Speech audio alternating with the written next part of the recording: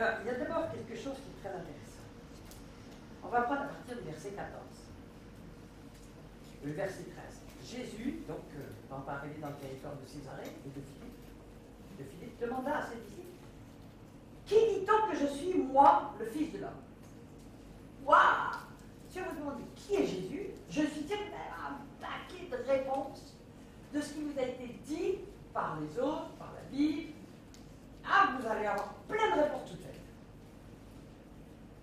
Ouais, les uns disent que tu es Jean-Baptiste, les autres disent que tu es Élie, les autres disent que c'est pas l'horizon de suivre quelqu'un qui est considéré comme un grand bonhomme de l'Ancien Testament ou du Nouveau, comme Jean-Baptiste. Hein, tout le monde le craignait, Jean-Baptiste. Oh, il était très doux quand il évangélisait Jean-Baptiste. Il disait, race de vipères, qui vous a appris à fuir la colère à venir? Il ne disait pas, il y a Jésus, tu auras ceci, tu auras cela, tu auras ceci, tu auras cela. C'est comme ça qu'on évangélise aujourd'hui. Il y a Jésus, tu auras ceci, tu auras cela. Donc voilà, les gens disent, oh, bah, alors si tu peux avoir ce boulot simplement en croyant Jésus, j'y viens. Vous voyez que ça fait des disciples, ça? Vous ne pouvez pas faire des disciples sans montrer aux gens qu'ils sont perdus. C'est pour ça qu'il leur disait race de vipères. Est-ce qu'il mentait? Est-ce qu'il exagérait? Est-ce qu'il adultait? Pas du tout. La parole de Dieu nous dit qu'on est tous fils du diable. Donc on est des races de vipères. Si vous ne pensez pas moi, vous me dites, vous convertissez. Vous êtes trouvé dans la lumière de Christ. Ok? Alors on continue. Puis Jésus va tout d'un coup se tourner vers eux et imaginez comme Jésus dit, et toi, qui dis-tu que je suis? Si vous ne le connaissez pas intimement, vous allez être boulé. Parce que tout ce qu'on vous a dit sur lui, ça ne va pas tenir. Mais si vous avez une communion intime avec le Seigneur, vous allez pouvoir lui parler de lui. Vous n'avez jamais assez de mots pour parler de lui. Puis vous aurez la joie de pouvoir parler de lui. Et puis vous n'aurez aucun problème. Ces apôtres ne savaient pas qui il était. À ce moment-là, ils ne seront plus tard, ils ne seront qu'à la croix de Golgotha, ils ne seront même qu'à la résurrection. C'est après la résurrection que Pierre va dire mon Seigneur et mon Dieu. Thomas, mon Seigneur et mon Dieu. Il n'y a qu'un seul Dieu. Donc ils ne le connaissaient pas. Et puis, Pierre, tout d'un coup, a vraiment la révélation qui lui vient d'en haut. Il dit, tu es le Christ, le Fils du Dieu vivant. Et Jésus a pu le dire. Ce n'est pas la chair de sang qui t'ont dit ça. Donc ce n'est pas tes amis, tes professeurs, les rabbins, non, c'est les grands sacrificateurs. C'est Dieu qui vient de te révéler. Et ça y est, on croit que ça y est, Pierre sait tout. Pierre, il a tout compris. Ça y est, il y a une révélation directe de Dieu. Oula, on s'est descendu direct du ciel, on dit ça y est, c'est tout. Mais c'est rien du tout. Il ne connaît pas du tout Jésus. Il ne le connaît pas. Et nous allons le voir tout de suite. Pourtant, Jésus lui a fait des promesses extraordinaires. Tu es Pierre, sur cette pierre, je vais bâtir mon église. C'est un jeu de mots que Dieu fait, nous le savons bien. Et les portes du séjour des morts, il lui fait une promesse immense. Je te donnerai les clés du royaume des cieux. Petit troupeau. Ne crains pas, petit troupeau, car Dieu a jugé bon de nous donner le royaume. Donc Dieu dit à Pierre, Jésus dit à Pierre, Dieu a trouvé bon de te donner les clés du royaume. Voilà, de vous donner les clés du royaume. Ce que tu liras sur terre sera lié dans les cieux, et ce que tu délieras sur terre sera délié dans les cieux. Waouh! Quelle promesse! À peine a-t-elle fini de dire ça, qu'il va commencer à dire, dès lors, dès ce moment-là, Jésus commence. Alors, ça veut dire qu'il va le leur répéter, le leur répéter et le leur répéter. Jésus commence à faire connaître à ses disciples. Dedans, il y avait des femmes, il y avait des hommes. Et nous allons voir que seules 2 femmes l'ont fait.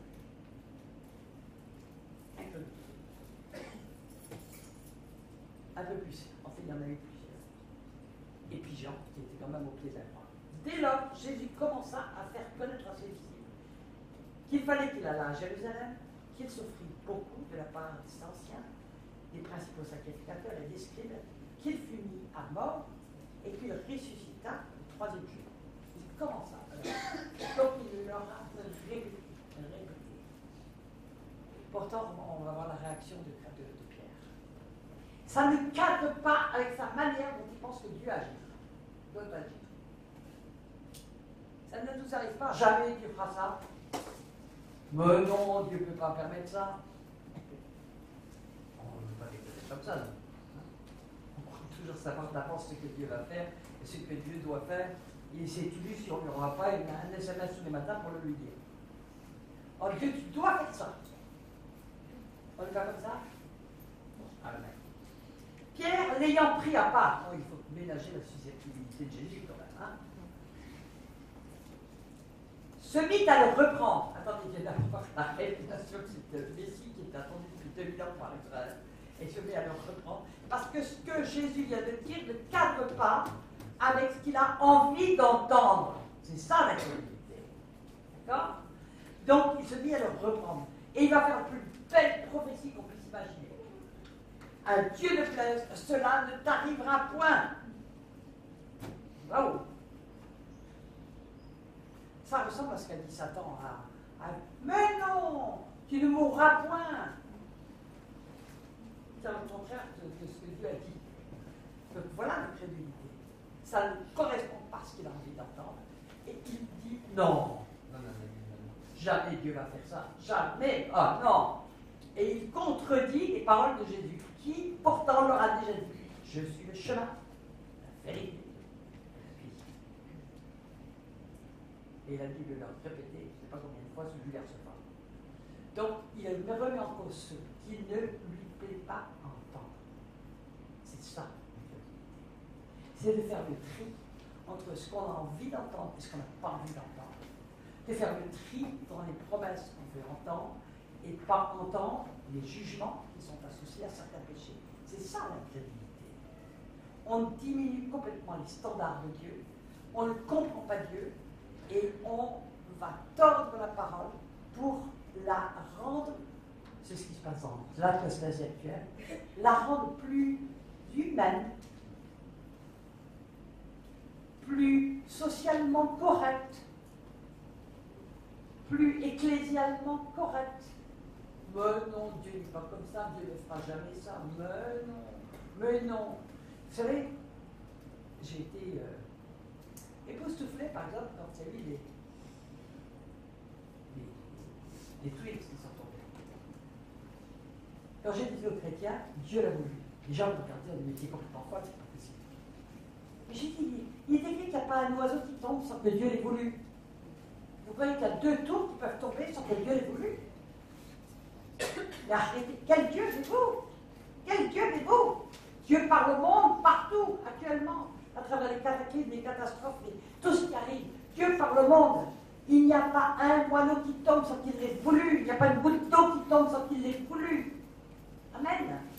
Donc, un jour, j'avais crié à Dieu, parce que souvent j'avais prêché sur les dons spirituels, et chaque fois que je devais, en 1 Corinthiens 12, et chaque fois que j'arrivais à un certain le don de la foi, je m'arrêtais, j'avais comme un hoquet, je n'arrivais pas à comprendre. Je n'arrivais pas à comprendre.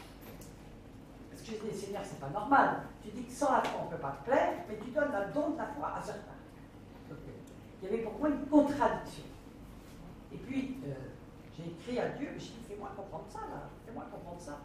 Puis un jour, je reçois un mail avec un article, et le titre de l'article, c'était « Le don de la foi, c'est... » Oh, je m'empresse de lire, et je tombe sur une phrase. Et là, client, je tombais, littéralement. Le don de la foi, c'est quand on voit la main de Dieu en tout et partout. Parce que Dieu règne sur la moindre chose. Sur la moindre chose. Il règne. Et pourquoi je suis tombé? C'est parce que je me suis rendu compte que Dieu ne voulait pas me ça ne changeait rien au fait que ma foi devait grandir, ma foi personnelle devait grandir et à travers des épreuves. Mais Dieu m'avait donné ce don de la foi pour que je puisse exercer le ministère qu'il m'avait donné. Parce qu'il m'a envoyé dans des très difficiles. Il m'a envoyé, le truc le plus difficile, c'est les églises françaises. Hein. C'est bien tout ça. On est confronté à un rejet, à une incrédulité. Les femmes sont. Ah, là, une femme ne doit pas enseigner, etc. Enfin, bon, bref, toute la panoplie des choses mal comprises. On est vraiment. Déjà, dit que Dieu l'avait à ministère, il y a des oppositions terribles, mais pour la femme, vous multipliez par 3 ou 4. Pas de problème. Alors donc, j'avais besoin du don de la foi pour faire, tout simplement répondre à mon appel à Dieu. Et j'ai toujours vu la main du jour où je me suis converti. J'ai vu la main de Dieu partout, non seulement dans mon présent, mais dans mon passé. Et j'ai vu comment le Seigneur m'avait attiré à lui. Même quand j'étais passé par les pires horreurs, Dieu était là pour me conduire et m'attirer à lui. Il m'a laissé m'écrouler dans des trucs affreux. J'étais plusieurs fois au bord de la mort, mais le Seigneur n'a jamais lâché les yeux. Et chaque chose a été utilisée pour m'attirer à lui. Il ne m'est rien arrivé sans que Dieu l'ait voulu. Je veux dire, révéler ça pour certains qui sont justement des formes de rébellion avec Dieu, en disant, mais pourquoi ça m'est arrivé ça? Il n'est rien arrivé sans que Dieu ait voulu. Attention, c'est pas qu'ils ne connaissent pas votre souffrance, c'est pas qu'ils ne connaissent pas les circonstances, mais il y a aussi Dieu, on a aussi un Dieu de jugement. Donc il y a des jugements qui peuvent tomber sur nous à cause même de ce qu'a fait notre famille. Mais le Seigneur va utiliser tout ça pour nous attirer à lui. Moi, je rends gloire à Dieu pour toutes les souffrances que j'ai eues dans ma vie, et croyez-moi qu'elles sont bien. J'ai eu ma grosse dose, comme dirait-on. Mais je lui rends gloire parce que je sais que j'avais la tête tellement dure, le cœur tellement dur, que sans tout ça, jamais je serais arrivé. Mais qu'aujourd'hui, il se sert de tout ce que j'ai fait, y compris mal, dans le pire des choses, pour pouvoir sauver nous et m'arracher du feu. Amen. Donc, nous devons comprendre ça. C'est vraiment tout Dieu a voulu. Alors, nous comprenons ce que c'est que l'incrédulité. C'est de penser que certaines choses ne peuvent pas venir de Dieu. Oh, mais Dieu ne pourrait pas permettre que le tour tombe. Non, ça ne vient pas de Dieu. Oh, tu l'as dit au Japon, mais pourquoi ça viendrait de Dieu? C'est un vilain hasard. Et puis, oh là là, et puis tout ce qui arrive en face, ces inondations successives, les machins, les trucs, et puis les flots d'immigrés dangereux, haineux, qui viennent pour nous tuer. Oh, mais non, c'est pas Dieu qui peut permettre ça. Il y a des jugements qui tombent sur nos pays. Moi, j'ai écrit que ça allait arriver il y a moins 5 ans dans mon blog. Vous pouvez aller vérifier. Hein. J'ai dit, nous avons été mis en place dans le tas de des gens très mauvais, nous allons les recevoir en échange. On est en train de recevoir ce qu'on a semé, point final. On a semé des abominations en Afrique, on a semé des abominations au Moyen-Orient. Et là, nous sommes en train de recevoir en échange ça, et puis ça va être très dur. Sauf si le peuple de Dieu se lève. Alléluia. Si mon peuple sur qui est avec mon nom, il ne cherche pas grâce. Je l'écouterai du ciel, je l'exaucerai, je guérirai son pays. Est-ce que nous croyons en la puissance de ces paroles? Alors nous voyons ce que Jésus a répondu à Pierre. Ce cri humaniste de Pierre qui paraît tellement bon. Non, à Dieu ne plaît, cela ne t'arrivera point. Ça contredit ce que Jésus vient de dire. Arrière de moi, Satan.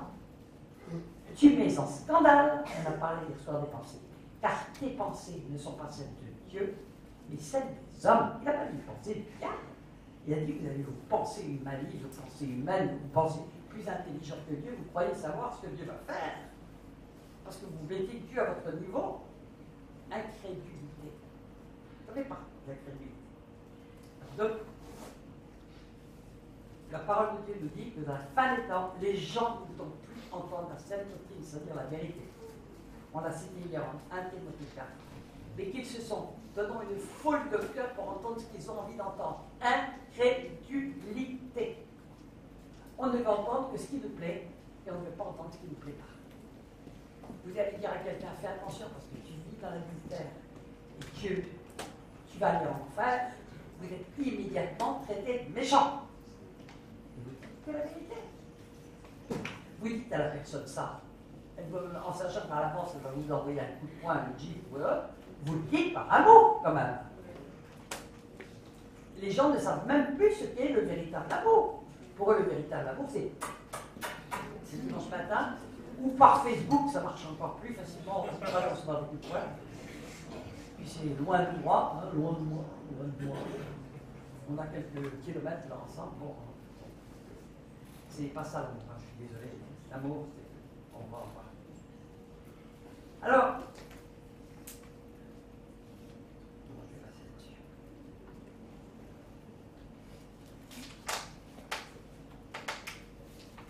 Alors, Dieu a donné des signes incontournables pour dire qu'on est dans la véritable foi, celle que Dieu aime. Déjà, si on n'a pas une sainte crainte de Dieu dans notre cœur, nous ne connaissons pas Dieu. Et nous sommes des incrédules. Nous avons un faux Dieu. Ça, j'en ai parlé tout à l'heure, et c'est vraiment la plus grande démonstration qu'on connaît Dieu, c'est qu'on a une sainte crainte de lui.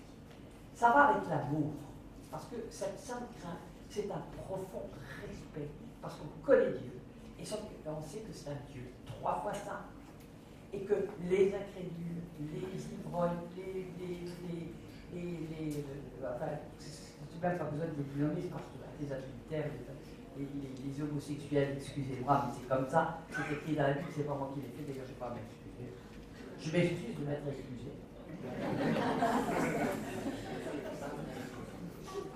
Ok. Nous devons dire la vérité. Ne pas dire la vérité, ce n'est pas une preuve d'amour, c'est une preuve de haine, ou d'indifférence, ou d'égocentrisme, ou d'égoïsme. Dire la vérité au prix de sa vie, c'est vouloir marcher comme Christ. C'est parce qu'il disait la vérité qu'on a voulu le faire taire. Amen. Voilà. Alors on va parler des signes de la foi selon ce que Dieu en dit. Parce que Dieu parle beaucoup de la foi, dans tout le Nouveau Testament et puis l'Ancien Testament aussi. Il y a une définition de la foi. Or, la foi est une ferme assurance des choses qu'on espère et une démonstration de celles qu'on ne voit pas. Référence à l'FDP. Non, Hébreu 1.1. Hébreu 11.1. Qui est parlé? Parce que Jean-Marc. Il est pasteur, il a des excuses. Non mais, bon, ça c'est. Voilà. Ferme. La foi est une ferme assurance des choses qu'on espère. D'abord, qu'est-ce qu'on espère? Ce n'est pas nos désirs dont on parle. C'est l'espérance de trompe-l'œil. Bon. C'est l'espérance de ce que le Seigneur a promis pour ceux qui vont le suivre. Et pourquoi on peut le croire? Parce que Dieu l'a dit. Si Dieu l'a dit, on peut s'appuyer sur ce que Dieu a dit. On n'a pas besoin de le voir pour croire. On n'a pas besoin d'être comme Thomas, il allait mettre sa main dans le trou de sa main pour croire. Ok? Thomas, il a dit, heureux ceux qui auront cru sans voir. Amen. On n'entend plus parler de Thomas après. Il est passé à côté. Il avait de l'incrédulité. On n'entend plus parler de lui dans le reste du Nouveau Testament. Il est passé à côté.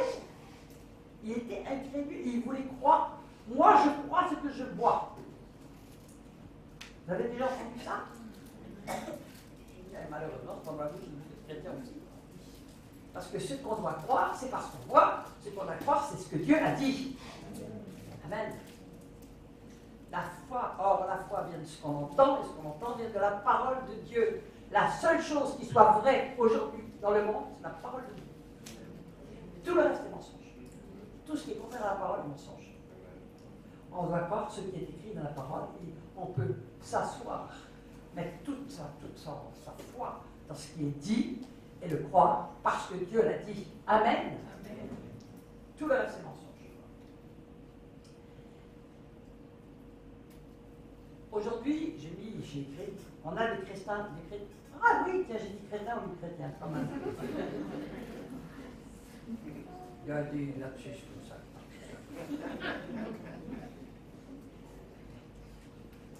On a des chrétiens fast-food.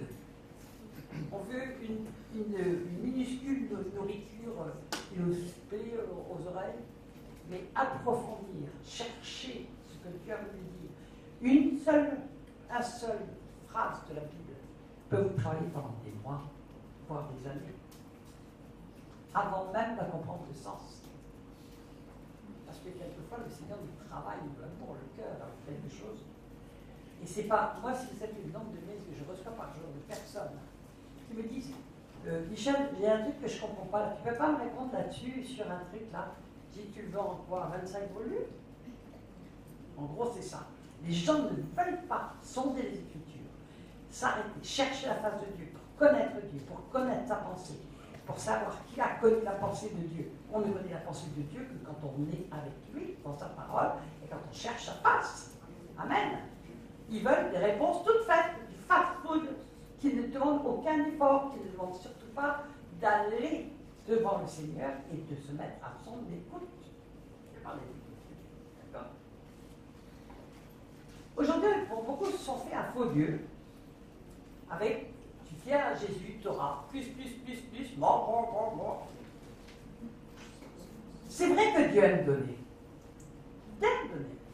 Mais tout ce que Dieu donne est soumis à conditions à la Bible. Et on ne veut pas entendre les conditions, on veut entendre que la bénédiction. Dieu est béni. Dieu est bon, Dieu nous aime. Mais il y a des choses, nous limitons souvent Dieu et nous arrêtons son bras, et puis nous ne voulons pas entendre ce qu'il veut nous dire aussi, parce que son premier but, c'est de nous sauver, et le deuxième but, c'est de nous rendre semblables à l'image de Christ. Et là, il a du boulot. Vous pouvez tous mettre, si vous voulez un joli badge, vous mettez enchanté. Joli, enchanté. J'arrête pas de lui dire, Jésus, arrête, je suis parfaite. Je m'entends dire, bon, d'accord, ok. Et puis à ce moment-là, elle m'arrive une bonne épreuve pour me montrer. Je suis encore tout à fond. Alors, Dieu est amour, Dieu veut beaucoup te sauver. Il voudrait que tout le monde soit sauvé, mais il a dit lui-même qu'il y en aura très peu au final. Très peu. Parce que ses critères sont très élevés, alors que nos critères sont très bas. J'ai parlé du fait que sa grâce est gratuite, mais elle écoute notre moi, elle écoute tout. Alors, donc, il y a cette chose que nous croyons que Dieu accepte, qu'il n'a jamais accepté et qu'il n'acceptera jamais. Et nous avons souvent un Dieu que nous faisons à notre propre image. Mais on va parler. La véritable conversion s'accompagne de signes et de fruits. On a parlé de la Odyssée hier.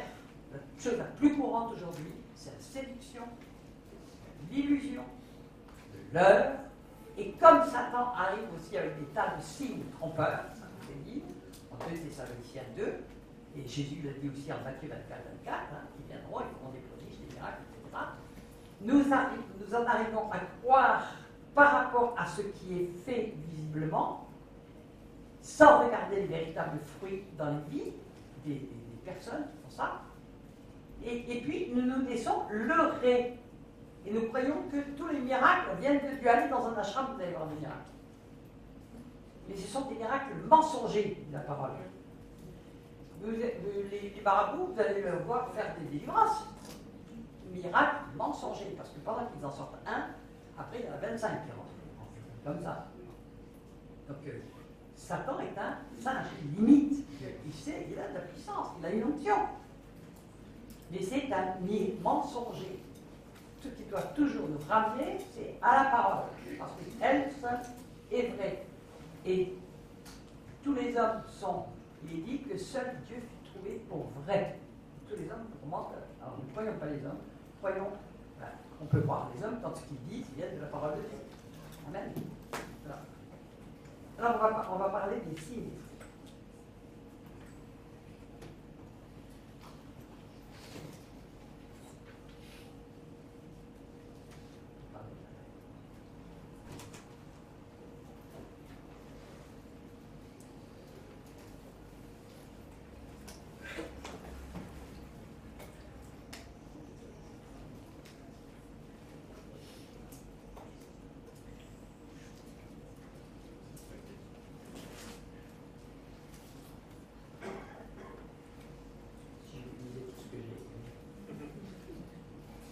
soyez là encore dans les jours. Alors, un des premiers signes qui a été donné par le Seigneur, il a dit, c'est à l'amour que vous aurez les uns pour les autres quand vous reconnaîtrez.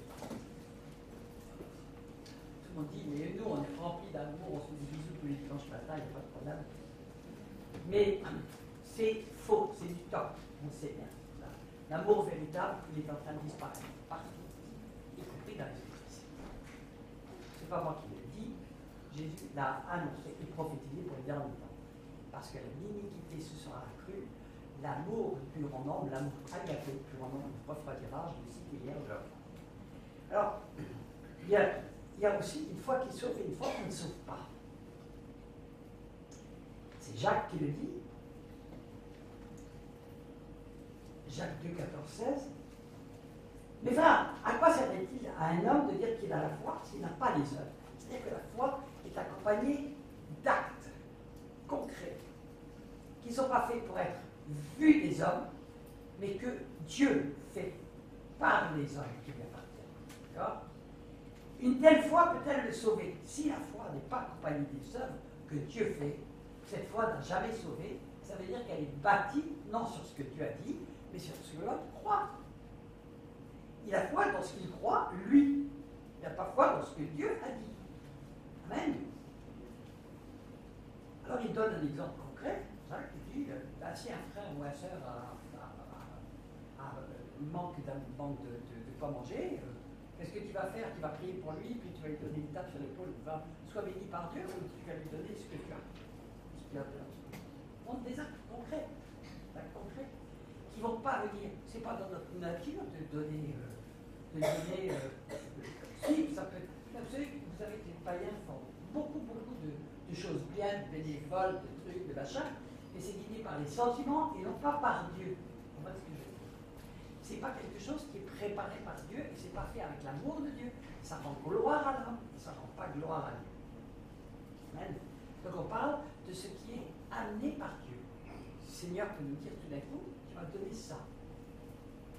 Et vous lui donnez, mais sans même sourciller, mais ça doit vous manquer le lendemain. Parce que Dieu vous a dit de le faire. Et puis il nous met tout le temps l'épreuve.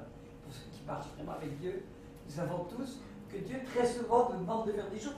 Mais Seigneur, tu ne peux pas me demander ça, tu ne connais pas si tu as ça, tu ne peux pas faire ça. Et puis, comme on connaît notre Dieu, et ben on lui obéit, et puis on va faire, et puis on est toujours très surpris par ce que Dieu fait. C'est toujours très étonnant, parce que c'est vraiment, ça nous dépasse complètement. Je te donne l'autorisation de raconter juste une petite anecdote qui s'est passée il y a 8 jours. Il y a 8 jours, en fait. Je me réveille, et je dis, Jude, Dieu m'a dit de te donner 300 euros. Alors il me dit, t'es dans la joie. Je reçois un mail, parce que moi, il y a une personne qui me dit, donne 300 euros à Jude. J'ai un compte de donner 300 euros à Jude. Il reçoit un mail de Suisse qui dit, donne 300 euros à Jude. Bon, c'était sympa, c'était vraiment Dieu, on ne s'était pas concerné. 8 jours après, je reçois une lettre en disant, il y a une femme qui me dit, le Seigneur m'a dit de te donner 300 euros. Tu vois, j'ai déjà été remboursé. Mais le Seigneur se manifeste comme ça quand on lui obéit. On n'a pas à s'en faire, il sait tout. Et puis il nous le montre. C'était vraiment très précis, vous voyez, chaque fois. C'était très drôle. Alors vous êtes vraiment intéressant. Ça nous augmente la foi. Il y a encore quelqu'un qui gêne. Comme ça, dehors, qui peut gêner. Non, il y a une chaîne en plein milieu de la route. Tendue. Ah, d'accord. Juste de la portée. Alors, donc, la foi doit se manifester par des actes concrets, des actes qui viennent d'en haut, sinon elle ne sauve pas. C'est une foi vaine, nous dit la parole. Et elle n'est pas authentique parce qu'elle n'est pas authentifiée déjà par l'amour qui vient d'en haut. D'accord? Qui va nous pousser à faire des gestes d'amour qui viennent d'en haut, dans lesquels nos raisonnements n'ont rien à faire, ni, ou surtout, il n'y a aucun calcul. Et on obéit à Dieu, point final. On le fait en faisant confiance à Dieu. Alors, c'est à l'amour que vous aurez les uns pour les autres qu'on vous reconnaîtra.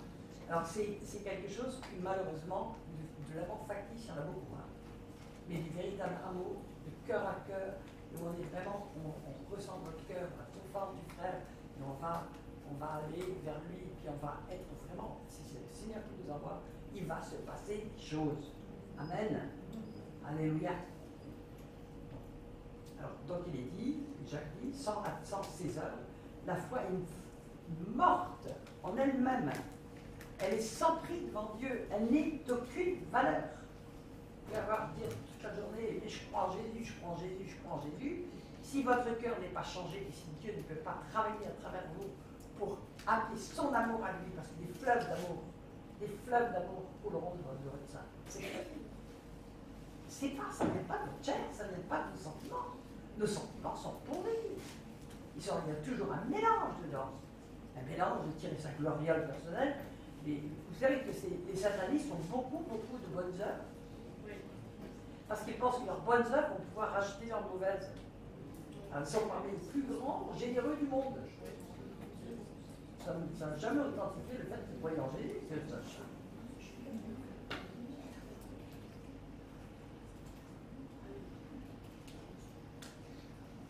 Vous savez, il y a beaucoup d'œuvres. Il est dit, tu crois qu'il y a un seul Dieu. Ah, c'est bien. Tu fais bien. Mais les démons le croient aussi.